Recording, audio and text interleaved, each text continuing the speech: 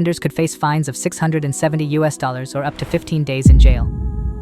The diplomat reported an increase in secret religious classrooms, known as hujras, across Uzbekistan. Parents, eager for their children to receive Islamic education, unavailable during Soviet rule or under the first president, Islam Karimov, send their children to these schools. The legislative chamber of Oli Majlis reviewed a draft law to impose fines on people who involve children in illegal religious education. The draft passed its first reading with no objections. Currently, anyone offering religious education without a permit from the Committee on Religious Affairs can be fined or imprisoned. If the new law passes, parents who send their children for unauthorized Islamic education will also face penalties. If the amendments are approved, Article 47 of the Administrative Code will be updated to penalize parents or guardians who illegally involve their children in religious education. Fines would range from 3.4 million to 5.1 million Uzbek sums, $270 to $404. Many hujra teachers lack formal religious education and official licenses. Uzbekistan, where 88% to 94% of the 37 million population is Muslim, has only 15 Islamic educational institutions compared to 2,125 mosques. These institutions, run by the Muslim Board of Uzbekistan, include 3 higher education and 10 secondary education institutions, 2 of which are for girls. Students can only join these institutions after finishing secondary school at 15 to 16 years old, an age considered less ideal for memorizing the Quran. Admission is highly competitive due to limited seats. Studying Islam abroad is also difficult.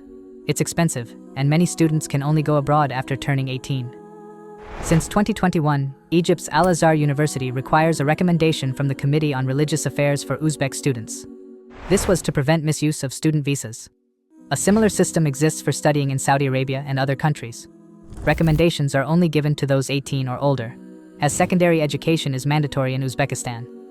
Public and religious scholars have asked to lift the ban on private religious education, but these requests have been denied. In 2021, the Committee on Religious Affairs stated there is no urgent need for private religious education, noting that many parents just want their children to understand basic Islamic practices. The committee argued that there are already enough opportunities, including short Quran courses, call centers, and e-platforms for Islamic inquiries. The committee also said that including Islamic classes in state schools would require extending the same opportunities to all registered faiths in Uzbekistan, potentially causing misunderstandings and tensions in the mostly Muslim country. Alisher Sadullayev, chairperson of the Youth Union of Uzbekistan, noted the lack of qualified teachers for Islamic education. He questioned whether educators have the necessary expertise to teach effectively. Uzbek authorities closely monitor religious activities, using security services to surveil mosques and gatherings. Those expressing dissenting religious views or involved in unauthorized religious activities can face harassment, intimidation, or imprisonment.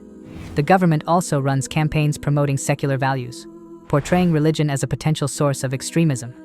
This has led to the stigmatization of devout Muslims, especially those who wear the hijab or follow traditional prayer routines.